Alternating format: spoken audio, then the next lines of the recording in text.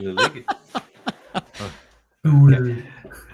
Hello and hello, everybody. Welcome to Schmudgeon of Curmudgeon. This is our big show with NJ, I'm going to call you Nick Alexander, and so we're really excited to get going here. And to my, of course, as always, to my left here is Bill Adams. Say hello, Bill. Hello, Bill. What? And down below us, group to be on, Nick. and down below us is, of course, our fabulous guest. Like I said, NJ Alexander, or Nick, the author of the fabulous book, and I have it here as well, Fogbound. Welcome, welcome, welcome. Thank you. Happy to be here. Thank you guys so much for having me on. Yeah, we're super excited to have you here. Excited to be here. Welcome back to the world of live streams. You've been out for a little while, so that's right. It's been a while for me, but we're back now, ready to rock. Is this your first show since you've come back? Yes. Yep. Oh, wow. First one. You guys are the first. You're lucky. Now that everyone's going to see you back, you're going to start getting phone calls. That's right. I had to make some decisions. I had 3 or 4 opportunities tonight, but I chose you guys instead. Really appreciate. Yeah, that's good. Really appreciate. We see a lot of people in the chat. There's a big chat going already. Let's go. Mr. Richard Holiday. Richard, good to see you, Rich. Thanks for. It's super late for you right now. I appreciate you being here. Yeah, I don't know how you're doing it, man. Coffee? Neither. No, tea, probably. Tea, got to be the tea. Tea. Mr. Tim McKay, hey. Tim. Hey, Tim. Well, this guy. Whatever. Bald dude. Yeah, fine. Who's next? Oh, SR's here. Hey, SR. Yeah, SR. Good to see you. Alex, well, I've talked and, sorry to disappoint. I sound pretty American. He's from Massachusetts, not. Yeah, if anything, you're gonna hear Boston, not Athens. Oh, great here. Yeah, there we go. Hope you're feeling better, Greg. Oh, yes. Tim also. Hey, Tim. 2 Tims. All right. Yeah, Tim and Greg have both been under the weather this week, so right. Hope they're feeling better. Yeah. Uh-oh. Here comes trouble. Here. Now we got somebody. We got the punk in the chat. Yep. There he is. Hey, that's my dad. Hey, Dad. Hey, Dad. That's awesome. Yeah. And we're immediately going to go into a very uncomfortable question. Of course we are. And Richard makes a joke. Yeah. Yep. That's how it'll go. Oh. How are you feeling? You feeling good? I'm feeling good. Your pooper working all good to go? Yeah. Everything's working as intended. That's good. Can you briefly Dewey asked me the other day what happened, and I was like, you know what, we're gonna ask Nick. It's gonna be live. We gotta know. All right, let's see. I won't go super graphic here, but PG show.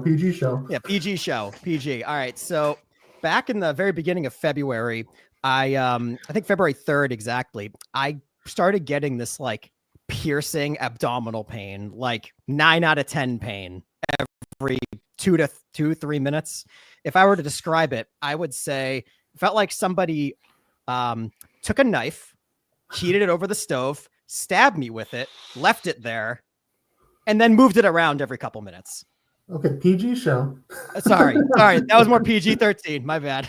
I just said I'd agree to that. That sounds awful. Yeah. So that was not fun. So I went to the emergency room, and after waiting there for like 7 hours, they told me, hey, you got something serious going on. You're a little twisted down there. I'm like, oh, okay. Oh, that's what great. That is. 7 hours later. Yep. So I got put into an emergency procedure that night to fix that. And then I had to have a second procedure 2 days later to go in and do a little snippy snip to fix the issue for good. So, yeah, so I was in the hospital for 4 or 5 days. Let's see. I went in on Thursday and I came home on Monday afternoon, I think. So I watched the Super Bowl from my hospital bed. My dad, who's in the chat, he was there. So thanks, Dad. Hung out with me for the Super Bowl there at the hospital. Let's see. I was on a liquid diet for 3-4 days, maybe a little. Yeah, so that was tough. I was on a very restricted diet afterward, where basically just like bread, bananas, peanut butter, eggs, not together, but that's basically what I could eat for a couple weeks. Well, I'm glad everything's all good though, right? Oh yeah, everything's good. I'm feeling good. Good. I still awesome. So I have some physical restrictions still. Like I can't lift more than 10 pounds currently. Well, it's good thing your book's pretty thin, right? Okay, Mr. 700 pages. You get those car selfies in, hold your book up. Right? Yeah, listen. Okay, I got the hardcover here. It's a little bit bigger than that. Okay. But yeah. Okay. I'm sorry, Bill, that my book is a svelte 400 pages. Yours is like 725 or whatever it is. Close enough. Well, we're happy that you're healthy, and we're happy that you thank you to make your valiant comeback. That's right. That's right. Appreciate you guys. I really hope that that's the end of it, though. Like, are you done with the hospital for now, or? Yeah, okay. I think so. They told me there's a very, very low chance of anything like this happening again. Okay. So yeah. Good. So I should be out of the hospital for a while. I mean, that's for this particular reason. I could do something stupid and end up back in the hospital. You never know. That's not beyond me. But yeah, for this particular reason, I'm good. Well, that's good. Yeah. So all that said, now that we got that out of the way, let's have some fun. All right. And you are officially on our show, which is called A Schmudgeon of Curmudgeon. That's right. So for those of you who have not seen this show before, we have a scale that we start with every guest, and we go through it. So Dewey, bring it up. There we go. Oh boy. All right. I don't know if you can tell who that is, but it's your original "Never Gonna Give You Up." Mr. Rick Astley. Rick Astley. Yes. Extremely difficult to find pictures of him frowning. In fact, this is from a Teen Beat article. I had to go do some research to find him, but he's here, and we are curmudgeons with Rick Astley tonight. I love it. I love it. So as our guest curmudgeon, I've created a little pog for you. Thank you. Where would you rate yourself? Now, a 0 being, of course, just slightly curmudgeon, and a 10 being like full on us. Man, is it full on us like you do? Yep. Man, that's a tough question. Let's see. I've been working a lot lately. That makes me a little curmudgeon-y. So that's I am gonna put myself on a 7 on the curmudgeon scale. Yeah, I'm a 7 today. Pretty high. I'm a 7 today. That's pretty high. That means some people are making you mad. Yeah. Yeah. Okay. Well, that's fair. Must be that Dave Lawson character that's really doing it, huh?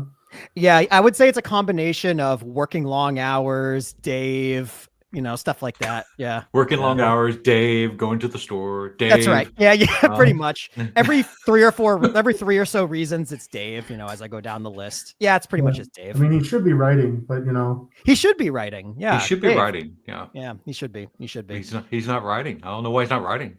And when he's writing, I don't know why he's not marketing. Right? I mean, he should be marketing posts about his not being writing. That's right. Exactly. Combine your efforts there. Yep. See. Oh, all right. Curmudgeon. Nice. We're a lot of curmudgeons today. Phil, where are you? A solid 8. 8 or 9. Wow. 8 or 9. Oh, wow. Very curmudgeon-y today. Work has been kicking my behind, man. Yeah. I am ready. I'm with you. And then Alex is driving the whip on this Scribes anthology that I'm editing. All these short stories. He's behind me like, gotta get done. Oh my gosh. It's that song from the Return of the King cartoon, Where There's a Whip. Exactly. There's a way. Where there's a And the worst part is I'm now working on Dave's story, and that one, That's gonna need a lot of editing. I know. Yeah. It's so. It's Yeah. bad. All You right. should be Well, writing it. I'm actually in a pretty good mood. So I'm gonna join you. I like how me at my curmudgeonist is you at your least curmudgeonly. Yeah. Yeah. I mean, I'm known as a smiling curmudgeon. I smile because the world is ridiculous, and you can't do anything but smile at it, or You know what? because it's ridiculous. Yeah. Yeah, get that. But at 7, I've had a good day. Good. For the most. I mean, that could change. There's still some time. I mean, the show's still going on. You could definitely we change. still got at least 50 minutes. So, Yeah, you know, for sure. Yeah, and It then, can change I like completely. everybody here in the chat. I like all these folks, but that Yeah. can also change. So course, behave yeah. yourself. Yep. But yeah, okay, all right. Behave. Well, there we go. We're doing pretty good. Bill, you're taking the lead on being a curmudgeon, so Yeah. I hand it to you. Thank you. Thank you. There you go. You can't SR. You can't be a negative. You can't. I think SR is like the one person who could be at a -9 curmudgeon. SR doesn't qualify for the curmudgeon scale. Yeah. Just there's Pure we'd have to make pure souls can't be on the curmudgeon scale. Exactly. Way too pure. we'd have to create a whole new scale that we wouldn't be on, which That's is right. happiness, of course. Dave, I am nice. It's true. I'm just not. I'm too grumpy. But I'm nice. He's got that Texas nice. That's what he's got. That's it. That southern drawl nice, where he's like, Oh "No, yeah. too bad." And then behind the scenes, Oh, bless your heart. Darn, yeah. That's right. yeah, the condescending nice. That's what it is. And then Nick from Massachusetts, where they just swear at your face on a good day, right? Yeah, exactly. We don't hide it. Oh man, we need. So we do have you here for a reason, Nick, Uh-oh. and it is this. Yeah. Please give the group the spiel. What is this book? Oh, What am I sorry, I holding? didn't hear you. Give it the spiel. Yeah, Yeah, sure. why am I holding this book up? Yeah. All right. So Fogbound's my debut novel. It's an epic fantasy. I know. It came out in October 2023. The fun fact around that is I released it, went to Italy the same day, and proposed to my then girlfriend that same week.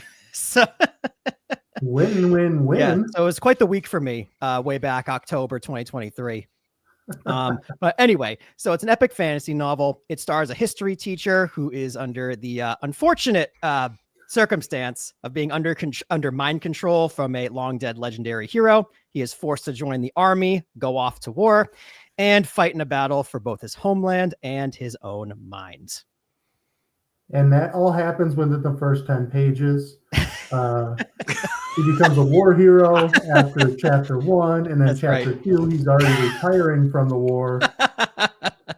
It gets to a pretty fast start, I would say. It does. And I joked about that when I reviewed it way Yeah. back when. I was like, this all happens in like a Rocky montage. That's right. But yeah, it's for fans of classic fantasy. I think, one reviewer, I think it was Yorkshire Book Collector, described it as like a Band of Brothers style fantasy, which, it's your classic quest, ragtag group of people go on a quest to go do the thing. If you love those kinds of stories, you might love this one. Well, and I see Echoes of Oniro. Is that how it's pronounced? Oniro? Yeah. And so on the cover here, well, first of all, it's a fabulous cover. Thank you. I love it. Thank you. I had nothing to do with it, but thank you. I appreciate that. Well, yeah, you gave decisions though. You said okay. Oh, I made no decisions. Basically, Okay. so I didn't know what the heck I wanted on a cover. So the illustration was done by one of the best in the business, Felix Ortiz.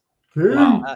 Bill's got art by Felix Ortiz in the background right there too. That's he's great.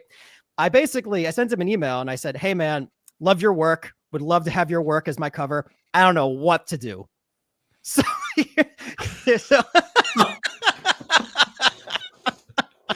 so we went back and forth for a few emails. He gave some ideas on designs, and he said, "I think for you, a like everyone is here kind of cover would be the best option." And I was like, "Yeah, let's do that." So I really just let him roll with it. Mhm. I gave him character descriptions. I gave a couple of edits here and there, but I think he nailed them.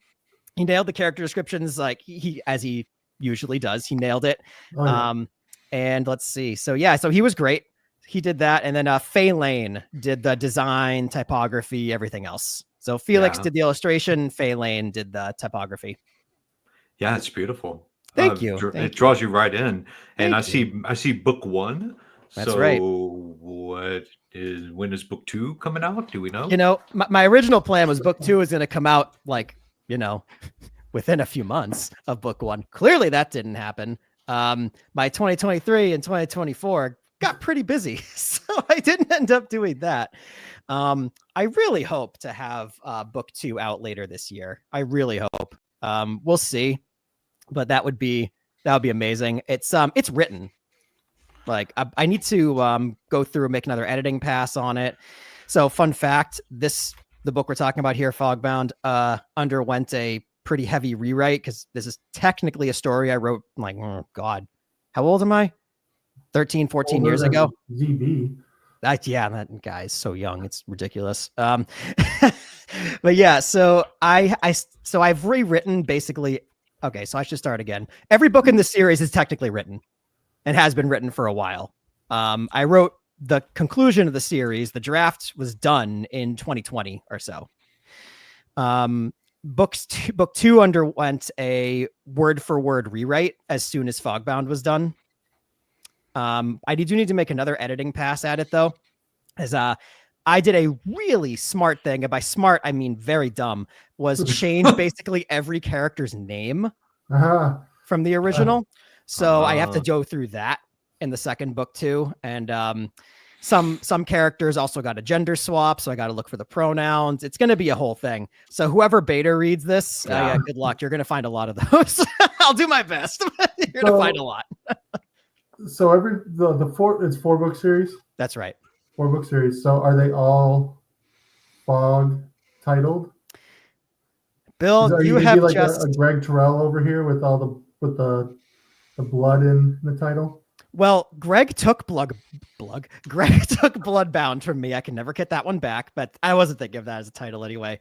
But you've actually just brought up my main source of, let's see, what's the word I want to use? Source of angst right now with this series. Do I continue with the one-word titles? Because if book 2 is a one-word title, I got to commit to the whole series. I got to commit. So really, yeah, book 2's title is really going to determine the title structure for the rest of the series.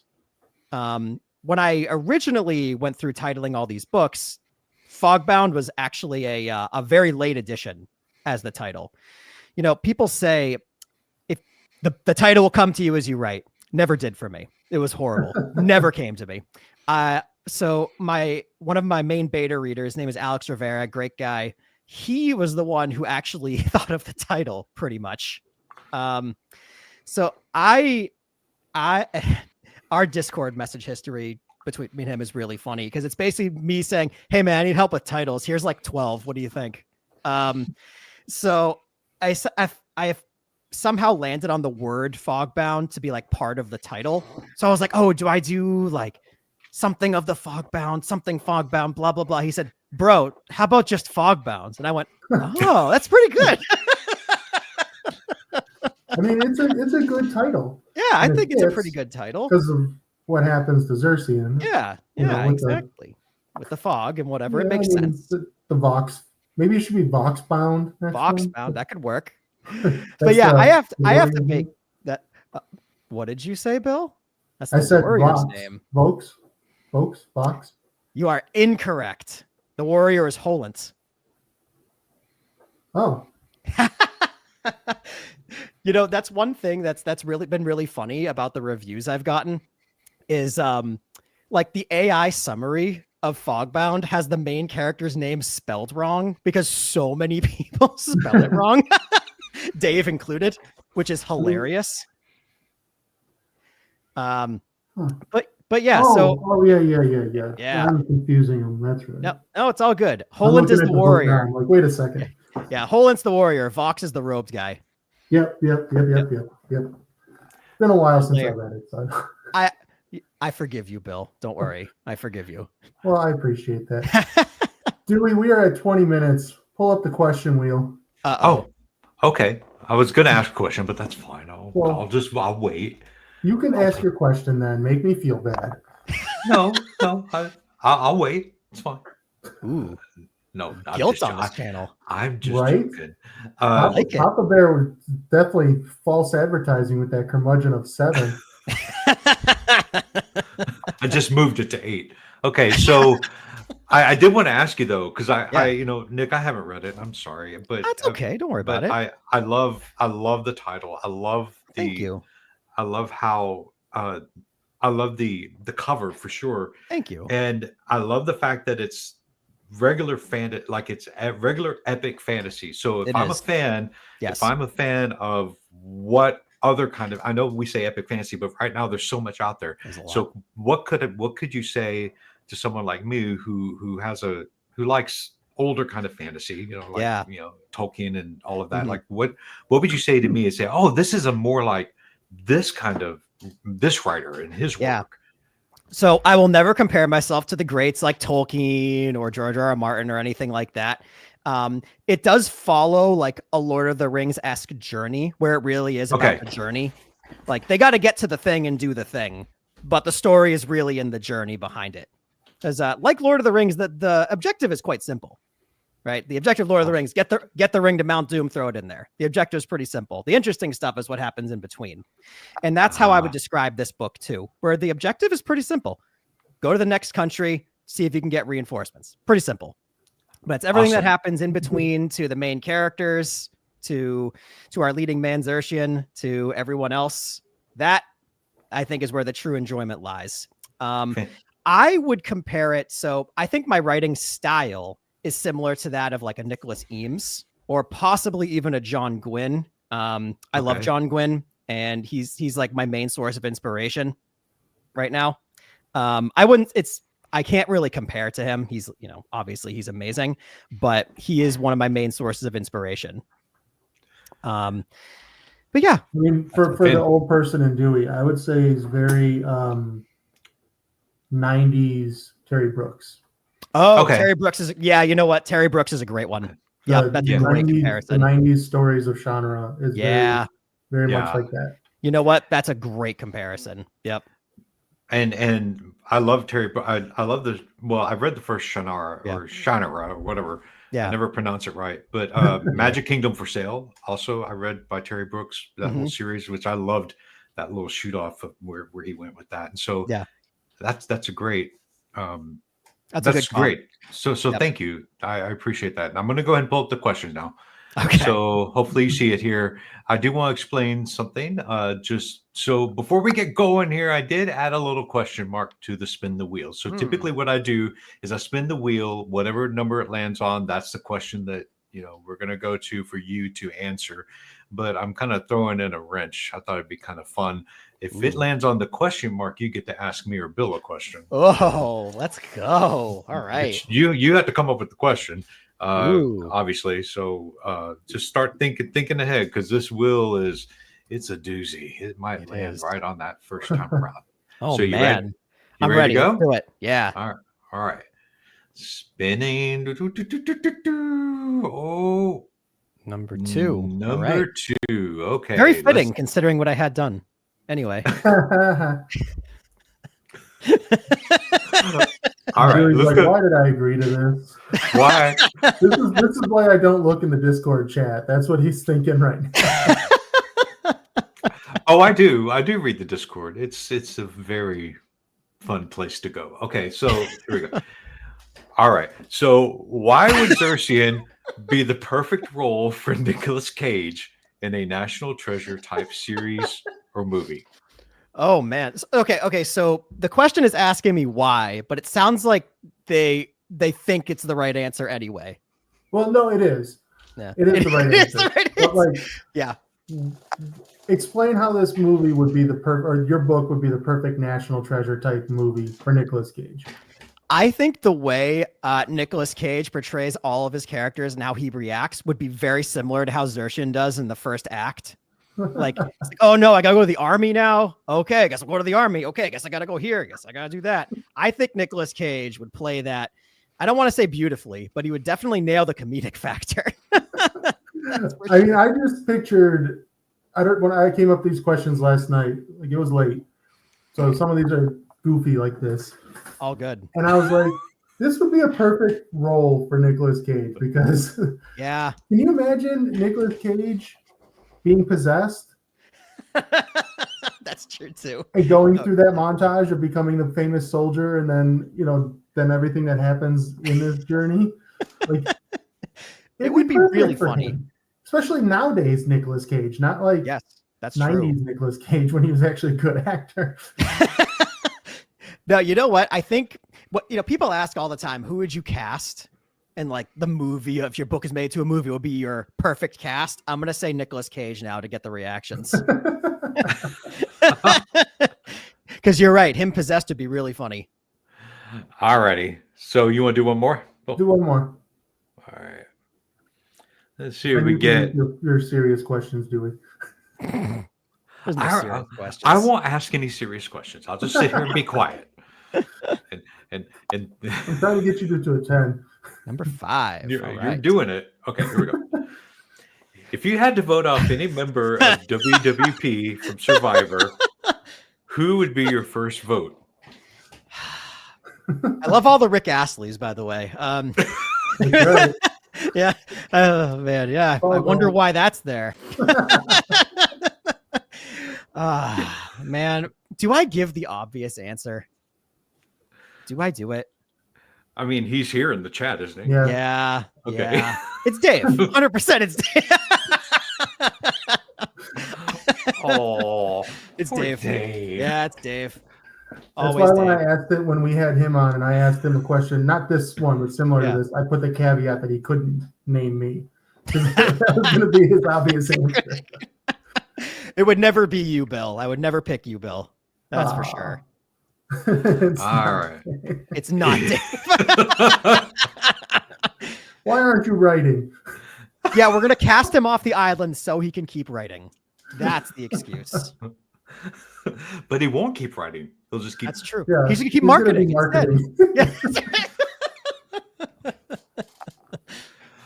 Speaking of marketing, Yes. do, what do you market your book? Like, how do you market it? Do you blast the Twitter like all these other people do? Or Yeah. do you? Do I have a secret other method? What did you do to get out there to get in front of people? You've been on shows. Like what's your secret to your success? My secret. But Bill is reenacting. I would say that is not a secret to my success. It is actually a very, very unsuccessful most of the time. Okay. All right. I'll take it kind of seriously, then I'll get to that. All right. So I always tell this story because somehow it's the dumb things I do that really require no effort at all that gets me the most attention. Before Fogbound released, I had a short pre-order period, all that good stuff. My best campaign for pre-orders was I put out a post on Twitter. All I said was I took a picture of a pack of Oreos and I said, for every pre-order I get today, I will eat one Oreo. I got 32 in one day. Oh my gosh. And now we wonder why you had lost part of your stomach. That's right. Oh no. That was by far my most successful marketing endeavor. I've not been able to replicate that amount of sales in one day before, but that was hilarious. So now, go ahead. Are you talking about this here where the Oh God, the car selfies. The car, is that what you're talking about? The car selfies too? Or all right, so car selfie. All right, so I could talk car selfies. I don't really know how these came about, to be honest with you. I think one day. That's an older one. Oh, there it is. Hey, actually, if you go back a couple, if you go up to the Oreo one, that's the one. That's the post. That's the post. That's the one. Yep. That's the post that got me 32 pre-orders. Wow. Now, can I really track every single one of them to this post? I mean, no, that's hard to do. But the amount of comments and the activity that my dashboard got after posting that, I can almost assume they all came from that post. All right. So car selfies. I have no idea how car selfies came about. I think one day I was like, all right, I got to drive to work. I don't go to the office that often, but when I do, it's like an hour and a half, hour and 40-minute drive to work. It's pretty horrible. So I'm just like, maybe I can make people feel bad that I have to drive so far, and maybe they can help me out with gas money, or I never have to work again by buying my book. So that's where the first car selfie came about. And almost, I would say every couple of weeks I do one when I have to go to the office, something like that. This one, I was on the way to my engagement shoot. Okay. I was going to say, is that Andrew here? It is. Okay. It is. Well, shards of Narsil, but same deal. But yeah, that same was my pin. Yeah. Very cool.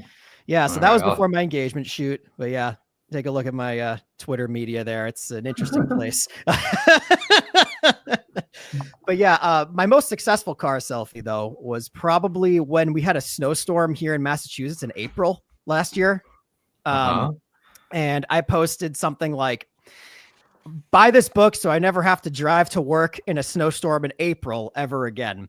That one is that's how SFFI found my book. That's how John from SFFI found it.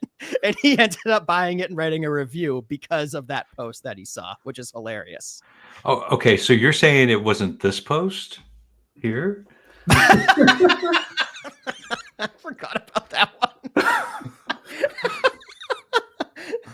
Oh, okay. I guess I'll believe you. Oh my God. Yeah. Really funny. So what you're getting to is that there was no real plan. It just kind of all happened. So I would say I had a better pre-release plan than I did a post-release plan. That's for sure. Like I sent out arcs. Yeah, exactly. I sent out arcs. I got some time on some shows. I love doing shows, podcasts, YouTube lives. I don't know if it's ever resulted in any sales, to be honest, but I think it's fun. But yeah, I think my pre-release was pretty good. I did, my pre-ordered numbers were pretty solid, especially because of the Oreo post, but my pre-order numbers were good. And then I also had what I call the Fogbound International Book Tour, because I went to Italy and I brought the book. So technically it's an international book tour.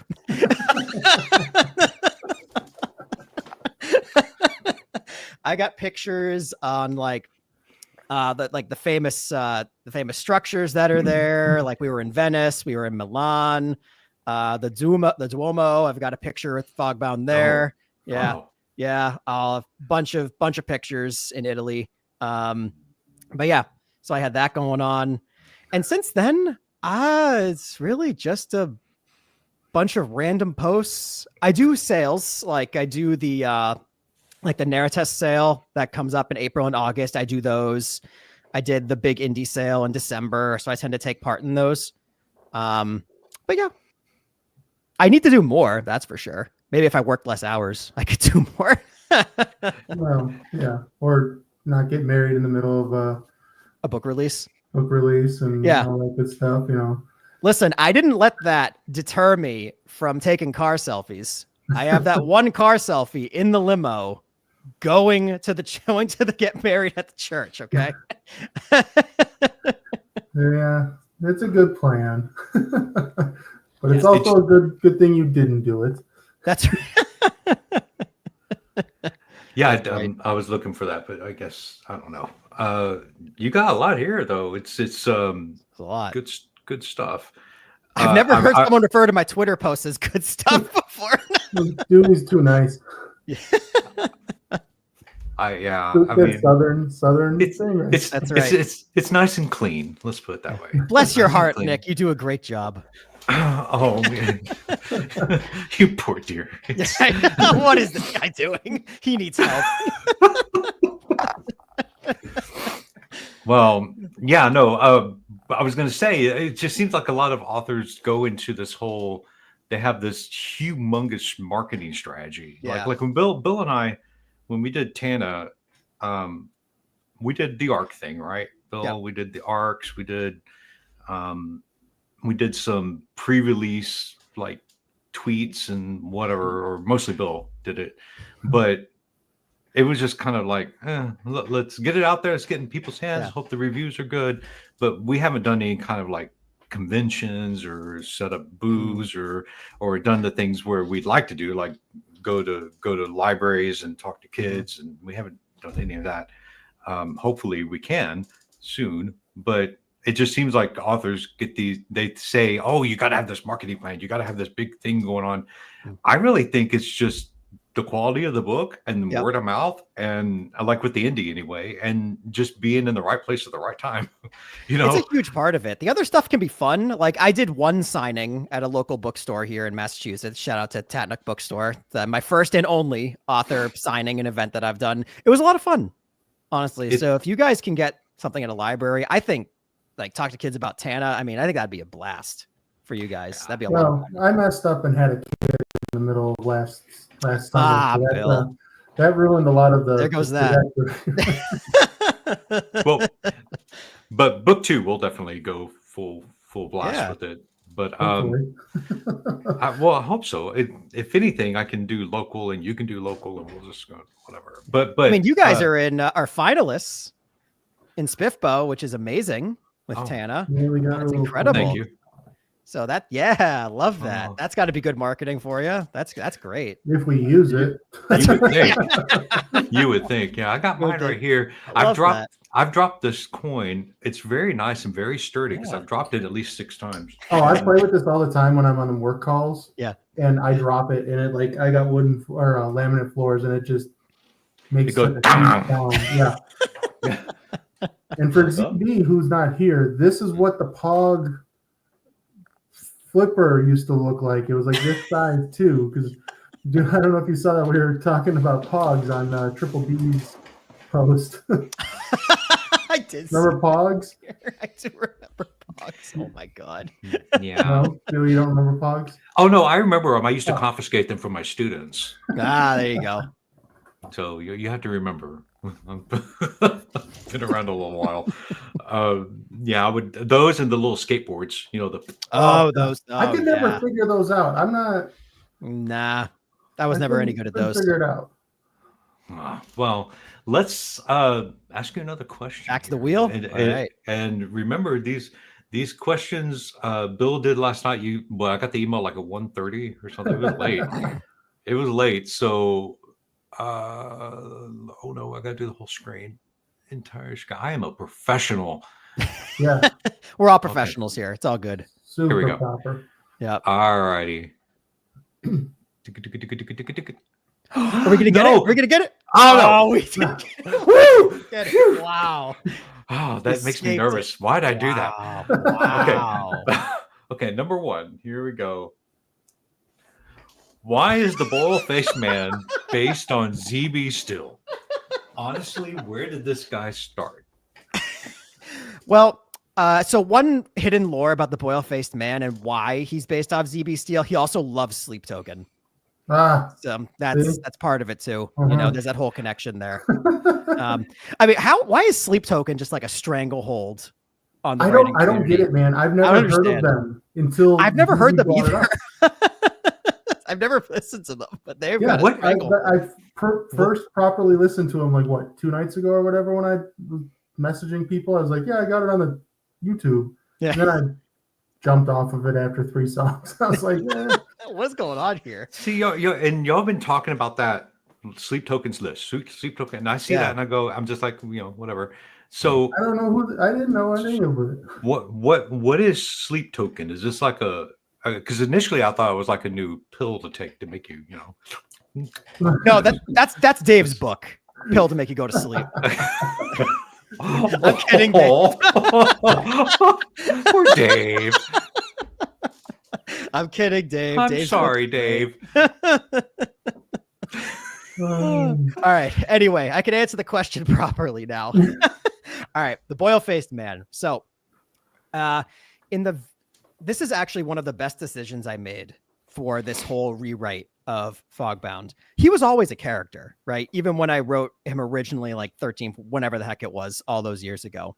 But he never had like a POV. He was just there. So he played basically the same role that he did way back when I wrote the first thing. But now his role is very much expanded.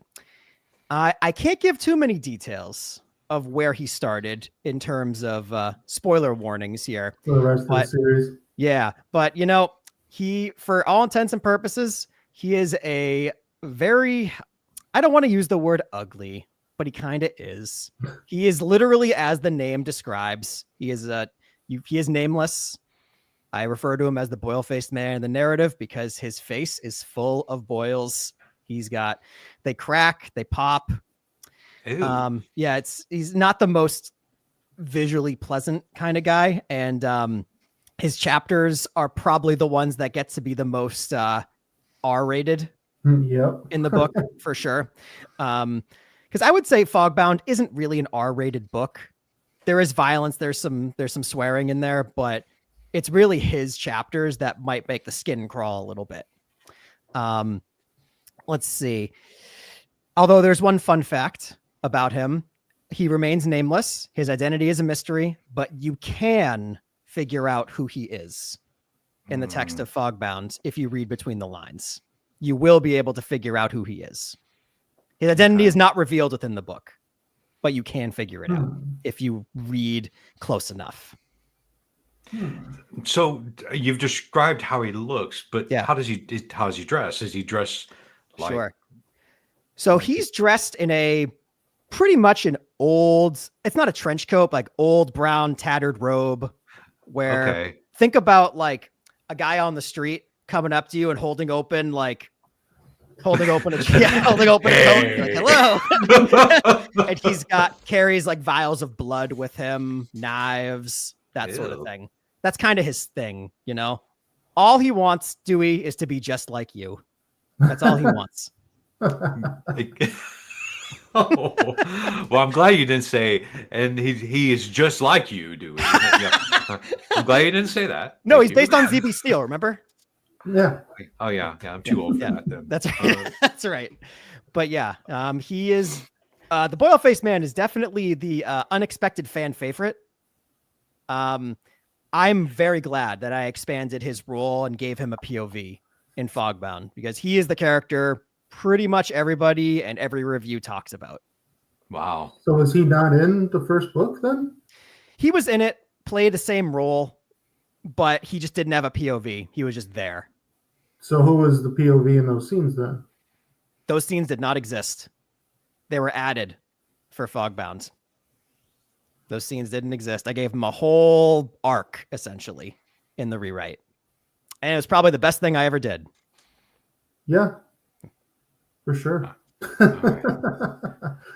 All right, let's give you one more here. Oh, More. wow, we're dodging it, question. Bill. Okay. It's gonna hit. It's gonna hit. Don't worry. All right. No, we stop at 6. So hopefully. Okay. How do we contact your family for some Saganaki? Well, yeah, I mean, that's a pretty legitimate question. Like, my family makes some of the best Greek food you'll have. Like, I went to Greece. You know, my wife and I went to Greece for our honeymoon. And, you know, the food was great. But I would say most of it, I was like, my mom's made better than this. My mom's made a better spanakopita than this. My grandmother made this better. Yeah. So, yeah, I operate on bribes. Bribes work very well on me. Yeah. Bribes, compliments, those work very well. So yeah, that's really it. Just let me know, and I'll talk to my people. I love your hairline. It's very nice. Thank you. You know, voted best hairline of Willow Wraith Press. Nice eyes that draw you in. Thank you. So you know, you could send me some of that Saganaki. That's all right. I'm gonna have my people call your people. Perfect. We'll get that. We'll get that in motion. See, Dewey, it works. Let's get this rolling. So, when I was in Houston, when I lived in Houston many years ago, we lived next door to a older Greek couple, and their kids had already moved away, and they were older, like 60s, 70s, and um, she kind of took me on. Like she would bring me food all the time. I said, "Oh, I love that. I would like," and she would always bring me. She would bring me a Greek dish and baklava, like freshly made baklava, and I had never had baklava at that point in my life. Man. And when I tasted that, I was like, "Oh, this is some kind of heaven right now that's happening in my mouth." And so when I just, and so after that, you see it everywhere. Then after when you see it, like in the store or whatever, you're like, "Oh, okay, that's what that is." And so whenever I would have it from the store, I'd be like, "This is." You get spoiled. It's you all really get chemically. spoiled. I need. Yeah, and then unfortunately, we moved away, and I haven't had baklava since. Ah, So man, that's tough. And not every Greek restaurant is built the same. Some are way better than others. We have You have to go to like the cheap ones, like the diner-esque ones almost. That's where it's at. Like same with Italian food. Like I'm Italian and my family's Italian, and it's like kind of similar to yours. Yep. When we went to Italy, like I'm like, no, my grandma's food. She did it better. Yeah. Yeah. And it's because it's the family vibe. When you go to like the big chain restaurants, I mean, I'm not saying Olive Garden because that's not Italian, but like, yeah. I know. You go to Italian restaurants and it's like, oh, this is fancy. This is Italian. Nah. No, it's not.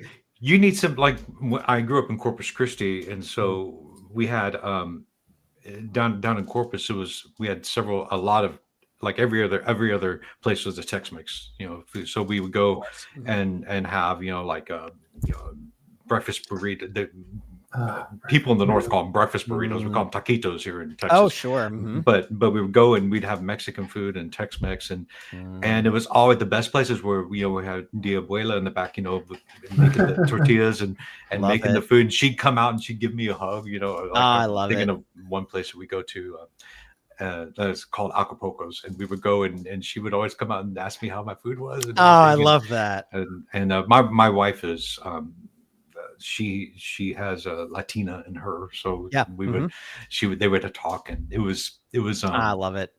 You can't find that at, like, when you go to a restaurant that's a chain restaurant. Exactly. Like, yeah, exactly. It's those usually little that's places. One of my first questions is, okay, did y'all make these tortillas? And they're like, no, we haven't delivered. I'm like, nope. Sorry, I didn't mean to derail, but hey, it's always on the table. Yeah, I'm hungry now. But I kind of I need some Greek food. Yeah. Well, okay, so you maybe think about the Boldface Man a little bit, because and that breakout character, and that surprised you that he was a breakout. It did because I purposely made him very hateable. Okay. Like he's this ugly, disgusting man who loves to take people's blood. He wanders the plains with a giant spear, and he just sneaks up on people to take their blood. He is a heinous person. Why do you think he's a breakout then? What about him? I think it's just because he's so different from a lot of the characters in the book. Like, listen, I don't know all of these sub things like noble, bright, grimdark, whatever. I can never get them straight. Thank you, Lord in heaven. I am so happy to meet somebody else. I can never get them straight, honestly. But he is really like the one character. It's like all the main characters. I mean, some of them are kind of morally gray here and there, but you can describe most of them as like decent dudes. Most of the main characters, decent people. But this guy is such a stark opposite to that he sticks out. And I think that's the reason. Okay. Yeah, have you thought, you may have already said it, but have you thought about a shoot-off story just for him? Like maybe when all of this is done, it's been requested. It's been requested a lot to do a novella, a offshoot starring this guy. I mean, the plan was to drip his backstory like throughout the series. Okay. But maybe if there's a companion novella instead, I wouldn't have to do that. But we'll see. We'll see how that works out.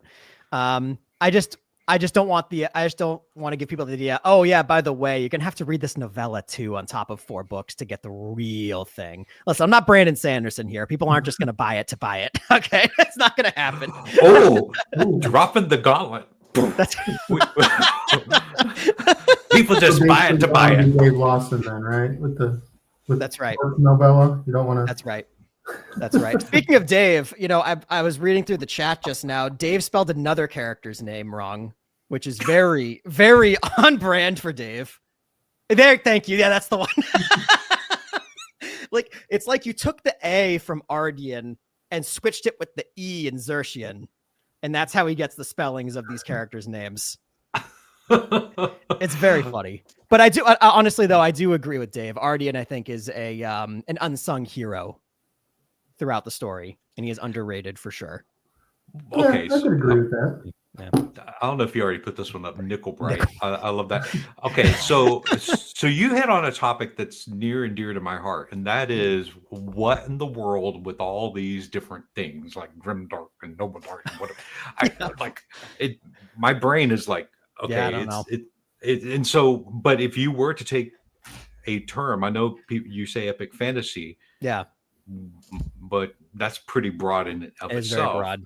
If you were to narrow it down to one of these self-created categories that people use, what category would you use this out there to?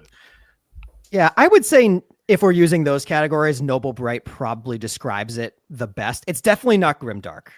Totally not Grimdark. No way. No. I would never describe Fogbound as a dark fantasy or anything like that. No way. No. Noble Brights fits it better. I think people use the term quest fantasy sometimes. I think that's a good way to describe it too. Okay. But yeah, Noble Bright is probably the best description of it. And as far as like high fantasy, low fantasy, I'm sorry. That caught me off guard. Oh no. Oh no. That's another subject near and dear to my heart. Oh, romantasy. Yeah, no, there is very little romance in Fogbound. It's good. Can't really market it as a romantasy. No. Oh God, Richard, you say that, but I would bet there's people out there that find him hot. I would bet. But what if he's got to meet his boil-faced woman? Oh no, you're right. Ooh. Well, there's the novella. There's the novella. My big fat boil-faced life. Yeah, oh my gosh. My big fat. I'm a very visual person, and I already have a visual of this bold-faced man with, kind of like what's his name, Harkonnen from Dune, but David Lynch's Dune, where he had all the boils. Actually, that's pretty good. There is art of him popping. Now there's a woman in his presence. The same thing. It's like some kind of mating ritual where they pop on each other. I don't know. Ooh, I like that. Dewey. Well, Dewey, if you're going through my media on Twitter, you might find the art of Boil-Faced Man. I did have some character art of him. I'm actually going to pull up something else that may have it. I was going through your website. My website. Yeah, I haven't updated this in a long time. I hope it looks okay. No, I love. It's very polished. Looks fantastic. And I was going through it. It looks like you guys sell me insurance though with that pose and. That's actually why I'm here. You guys heard about Arbella? So is he? It doesn't look like any of these are. That's the guy. There he is. There he is. That's the guy. Yep. Oh my. That is our boil-faced man. Yeah. Okay. So what's with the staff? So it's a golden lance, and there's a lot of story behind this lance. Some you'll get in the book, some I can't say. Okay. But it's a key factor to determining who he is. Okay. It looks like it's also a weapon here. It is. Or yes. He kills a lot of people with it. He skewers a lot of people with the thing. Well, no wonder people like him, right? That's right. he's But yes, the lance actually serves as kind of like another distinct quality that's very different from who he is. Like, he is this clearly very disgusting, very dark, very murderous guy, but he carries an almost righteous looking weapon with him. It does. It looks very paladin. Yes. Or something that is intentional. But he also looks like a lich. Like he's dying or almost dead. Mm-hmm. This is very cool art. That Wow. would be our resident little magic boy, Finian. I see my text on that doesn't show. I'm gonna have to change that font cut text color at some point. Well, Yeah, it yeah, doesn't oh meet well. accessibility standards, but No, you it could. definitely doesn't. I gotta fix that. Whoops. Sorry. Same here. It doesn't meet accessibility. No, it but definitely doesn't. but these are great. That's great artwork. But I love how I was looking also at the armory, and I was just so fascinated by the weapons here. Like who did the 3D? Yeah. This is a 3D program. So Yeah. So all right. So I have a bunch of artists worked on these. The art credit is on the website. If you could read it, it's there, but I can say it now. So the weapons were done by a handful of different artists. This weapon, this axe, Symphora, and the sword that's on the next panel, Kyrios, those were done by someone named Logan Christ. Found him on Twitter. I don't think he's active there anymore. But he did the art for these two weapons. wow. Then the bow coming up next was done by Tilly, goes by Elvin Scribe on the socials. She's also done some character. She's also done some weapon art for Dave. Okay. So she's very good. This was done actually by my proofreader, Scout Dawson. Okay. Yep, so she did that one. This was also done by Tilly. Also done by Tilly. Yeah. And done by Tilly as well. But yeah, all of these are quote unquote legendary weapons in basically the universe that I've created. And if it works, you should be able to click on the big image and it should give you a description. Yeah, wow. There we go. So that's cool. So I love Dark Souls on games like that. And if you've played those games, you tend to get a little item description whenever you pick something up. I intentionally wrote these in a Dark Souls FromSoft kind of way. I love that. And I got them printed as bookmarks as well. So whenever I send books to people, I typically ask the question, so what weapon do you prefer out of these? And whatever they choose is the bookmark they get with this art on it and that text on the back. That's awesome. These look straight out of a video game. Yeah, that was Logan nailed the assignment with those two. Absolutely. Yeah, I linked this in the YouTube description so that if folks want to go visit it, they can. I just thought it was really well done, your website. I hope this page works. This page was so hard to get. It looks all right. This page was so hard to get right. Yeah, it doesn't work. Pretty darn good, man. It's all right. It's a little cut off, but that's okay. Oh, that one looks fine. Yeah, I love the map. Who did these? So the map was done by I always pronounce his first name wrong. I'm so sorry. Dewey Hargreaves. You can find him on Twitter, find him on all the socials. He's fantastic. Someday I should dig up the sketch that I sent him to make this map. It looks like a 5-year-old did it. I was like, he asked for a sketch. I said, hey man, this is going to be really bad. And he said, don't worry about it. So I gave him the sketch and that's what he managed to do with it. And I'm like, you are incredible. Wow. This map is so good. Like whenever I commission art, I give the artists, hey, you have some artistic freedom here. So if you feel like something should be done a certain way, blah, blah, blah, go for it. I changed some of the descriptions in the book based on how this map looked, because I think he did it better than I wrote it. That's fantastic. He's really good. He's awesome. It has a classic feel to it. That's what I wanted. That's what I wanted. Dewey, I mean, there's a lot of map artists out there. They're all very talented. Dewey is definitely one of, if not the best, and he's great to work with. Highly recommend him for getting maps. And as many people know, when I did my giveaway, I printed out a bunch of maps. These also look great printed on 55-inch paper. So if you need one, they scale very well. So just to be clear, yes, for those that may not, are able to quickly calculate 55 inches is, just a little over 4 feet. Yep. So like a small child. Yep. And yep, that's how big those maps are. The TV size. Yeah, pretty much. There you go. Yeah, 4 or 5 of them you can put up on your wall as wallpaper. That's awesome. Yeah. But yeah, no, this is the map was actually one of the first pieces of art that I had commissioned, and it's amazing. He'll be doing the map for book 2 as well. He doesn't know it yet, but he will be. Well, he might Wait. have a few years before that comes out, so it's okay. Unfortunately, you're probably right. And Oh. I would be remiss to not mention one other artist who did a lot of my character work. It would be Stephen Todd. He's a comic book artist, and he did a lot of my character art. He did the boil-faced man. He did So these guys here. he did Xerxian. Yep, he did that one. Okay. He did the boil-faced man, and he did the there last it is. one. Yep. Yeah, you can cut. Yeah, there we go. There's the art credit there in very readable font. Yep.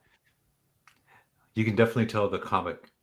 Yes. Influence Exactly. there. Yes. Well, So I just fantastic. love getting style. Like I just love like all the different styles and all different interpretations that artists have, of characters, of anything like that. So is it a cohesive design for every single one? No. Do I care? Sure. Not really. So, Yeah, I just good, love right? seeing the different designs. Yeah.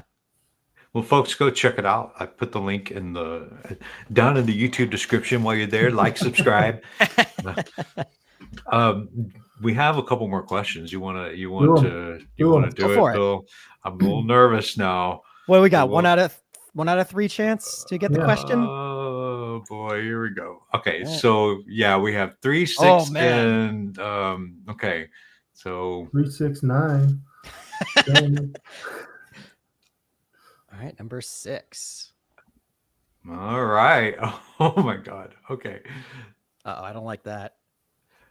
how many possessions by ancient swordsmen does it take to get to the center of a Tootsie Pop? Well, that's a great question. So let's see. We can actually figure this out. We can mathematically figure this out. How many times does he get possessed before the thing happens? I think we can figure it out. I can figure this out. I can get that done. I can't do it live, but I can get it done. There is a mathematical answer to this. I think that would be the theoretical center of the Tootsie Pop. How many Okay. possessions before the thing? Yeah, there's a logical explanation for it. I can get it. So it's not 3. No, it wouldn't be 3. It's probably like, oh God, how many times does poor bastard get possessed? Oh God, 12 times? I don't know. It's a lot. I feel bad. It was a lot. There's a lot. There's a lot. Yeah. All right. Wow. Let's- 1 out of 2. Okay. Which 50-50. one is it going to be? Is it going to be number 3, or is it going to be a question? And I hope you thought up a question for Bill or I. It doesn't have to be both of us. It can be. Oh, Yeah, you're it both can- getting it. You're both getting it- one. Yeah. it It's can- gonna be a it- twofer. It could be Bill. Okay. Here we go. All right. Here we go. I think No! it's gonna land. That's gonna land. Ah, why did I do this? That's gonna land. Okay. All right. All right. Fl- Well, guys, here is my question. It's actually going to be thoughtful. Uh-oh. What inspired you guys? Because Bill, you're a epic fantasy author. That's God's blood, right? What Mhm.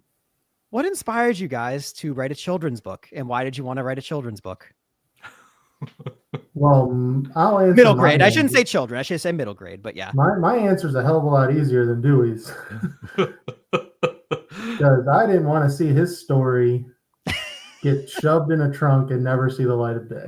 Mm-hmm. Long story short, for those who are new to us, our middle grade book, The Tenacious Tale of Tana the Tender Sword, is Dewey's baby. Like this is ultimately his story. We started as critique partners way back in the day, and I just loved this story so damn much. And with Dewey getting discouraged in the whole querying trenches, I was like, let's put our heads together. Let's see if we can get this out and do something with it. So for me, I just believed in the story too much. Like it's just too much of a good story. I couldn't let it go away and never see the light of day. So for Dewey, though, well, I was going to say it's because I'm a child. I mean, I don't know. story. Have you seen our Discord chat? I don't think you're the child in that Discord chat. Oh well, no, yeah, I agree there. That's true. But I like fun, simple, not simple, but fun, innocent stories. And the story of Tana is pretty innocent. It's very beginning. It's very beginning step into fantasy kind of story, and that's what I enjoy. I would say though that I was ready to shelve it. I had actually. I put it. I even had trouble finding the file when Bill started talking to me about hey, maybe we should try to to get this going. I would love. Would you take me? Would you want to be a partners on this? And the thing is that Bill was my critique partner, and I during that whole process had fundamentally changed the story. Like it was fundamentally different than when I started. And so when I did shelve it, and he came on and said, hey, let's see what we can do. It just made sense, and I trust him. That was a big thing. He knows it. That's the big thing for me is I need to trust you that you're in it for you're in it for the good reasons, and he is absolutely. I couldn't have asked for anyone better. So, with that said, this has been a very strange experience. We get the question a lot of like how do y'all co-write together, and it just works. It just works. It works. I think a lot of it has to do with the fact that neither one of us really have huge egos about it. So like I often liken this to, and I don't mean to take your time too much, but I'll quickly wrap up. I was just going to say though, I liken our relationship. Think about those bands that have those strong personalities and they ultimately break apart, like because of those personalities and the egos. Well, we're not that band. We're the band that sticks together because we recognize each other, the power that we bring to each other. And so there's no like, oh, it's all about me, or oh, whatever. This is as much Bill's stories as it is mine. And so it's anyway. Yeah, no, Dave. He doesn't. Well, not with me anyway. That's right. So that's the long. I love that. That was a good question, Nick. I give you props for asking a real question. Real question. Yeah. Hey, we're all in this game of books together. That's gonna be Gurm's next final book. Game of books. That should be if that is blog. That should be the title of his blog. They really should at this point, because that's all he does is write other stuff besides his actual book. That's right. Well, ask this final question. It's very imperative that we go out on this one. What is your ideal car to have a selfie in? It's tough, right? That's hard. I have taken all of my car selfies in my beat up 2009 Nissan. It's very near and dear to me. It shouldn't be. The car is on its last wheels at this point. I don't know if I have an ideal car. Let me think. Actually, I think it would be fun when, Massachusetts, we don't get that nice of weather for a few months, but I think it would be fun to take a car selfie in one of those old school, like I would say convertibles. I think would be fun. It'd be a very stark difference from what I'm driving now. I think the 2009 Nissan will always have a special place in my heart for the car selfies. And I don't know, because I am getting a new car at some point, probably in the next year. It's going to be, I don't know. You guys just thought, cry. Man, yes, because there's so many memories of car selfies in that car. But you guys just gave me an idea. When I go to assess cars to buy, I got to see if they're like car selfie material. Bring your book with you. Yeah, I got to You do know, it. Oh and you my gotta- God, you just gave me a marketing idea. This is going to be Nick trying to buy a car selfie tour. Winning. There we go. Every time I test drive a car. You heard it here first. That's right. I don't know why I'm doing that without holding the book, but every time I drive a car, I'm just holding up my hand. Every time I test drive a car, there we go. That poor car smells is going to be It's like. actually like a very good marketing. That's actually not bad. That's actually not bad. Okay. All right. I like You that. should probably start this next week and then just like every week go to different cars. Yeah, but tell my wife, hey, we're gonna start car shopping sooner than expected. I have a marketing plan to figure out. But, right. That's really funny. Okay. Yeah, we're gonna go to this vintage car place first. That's right. I'm just gonna kind of look around and then just take pictures. That's right. You're Vintage gonna be would like be cool. Nicolas Cage and Gone in 60 Seconds. When you go to the Ferrari place, you know. That's funny. What else do you have in the shop? I need to see. I need to see. With this. They're gonna kick me out. That's for sure. You need to see what it looks like with this and a 55-inch map. That's It right. has to have a trunk space for a 55-inch map. If it doesn't have that, it's a no-go. Can't do it. Man, Oh, that's good. Funny. That's actually a good way to end here, Nick. This was awesome. Do you have any final please, final buy my books? Tell Dave to go writing. Let's see. Final please here. Let's see. I'll say thanks to everybody who showed up in the chat tonight or who's listening without chatting. Really appreciate y'all. Except Dave, whatever. Kidding. I know we like to make fun of Dave, but honestly, Dave's great. He reviewed Fogbound a while back. He's a good guy. His book is good, no matter how much I've dogged on it the past hour. You deserved it. Yeah. But I would say, if you love that classic epic fantasy feel, ragtag group of heroes going on a quest to go do the thing, Fogbound really is the book for you. If you want a signed copy, if you want anything like that, feel free to DM me. I'll hook you up. But yeah. Can they go to your website too? I don't have direct copies for sale on my website yet. I'm trying to get that done and emulating what Bill and what Greg have done or GJ have done for their orders here. I'm trying to get that situated. It's a lot. It's a lot to get that. It takes a lot of time.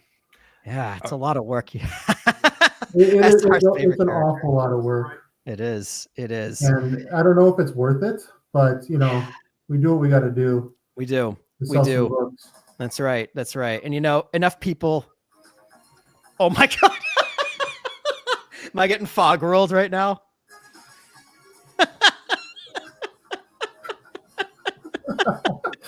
The dang fog roll. It's never going to leave me alone. It's never going to give me up, I guess. You know the rules. Oh God, I can't. It's never gonna not be funny. No, it always hits at the perfect time too, where I'm never expecting it. I don't know why. I never expect it when the fog roll comes. I don't even know where that came from. Like it's just, Alex. We have no idea. I don't know. I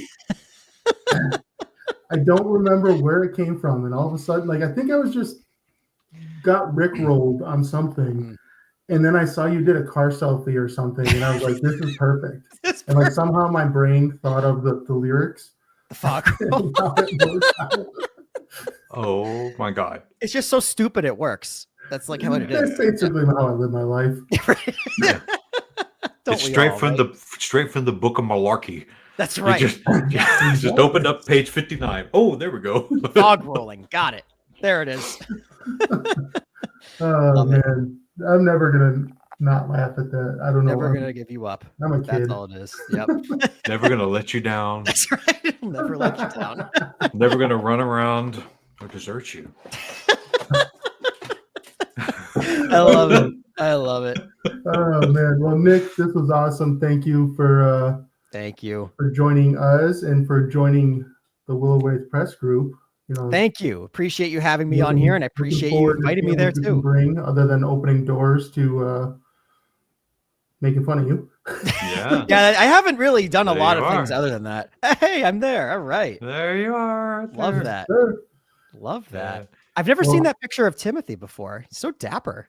That Yeah, scarf. that's a Very scarf dapper. game. You know, he was. Is decided that he a wanted to car start selfie that. from Dave? I'm sorry to interrupt. Yes. It is. That's a car. It is. I love that. I love that so much. It works. I love it. I love it. So, thank you everybody for joining us. This chat was awesome. Richard, thank you for staying up. For all the rest of you that came, thank you for joining us. Nick appreciates it. His pooper appreciates it. Had to go out on that one. Dewey's just like Nick's dad. Thanks for joining us. That was pretty cool. Yeah. But yeah, go get Nick's book. Fogbound is a good book. I read it. It is good. I enjoyed it. Thank you, Bill. So thank you. Next week, we started setting these up a little bit in advance so we can kind of like introduce. It's like we're legitimate. Whoa. Like, it's Next weird. week is the release. I don't have the book because he didn't send it to me yet. But Mr. 12-year-old ZB Steele himself is going to be on next Wednesday. And I did put in the mail today the permission slips to his parents so that he can stay up later. I love it. I love it. So ZB will be with us, and then the following week is going to be our year anniversary of the release of Tana. Whoa. We are going to celebrate. I don't know how, but we're going to celebrate. That's And awesome. then, We'll figure it out. yeah, we'll have some fun. So, Alrighty. Well, Nick, it's been everybody, awesome. Thank you. Thank Thank you, you. guys, so much. Thank you. See you next time. Bye.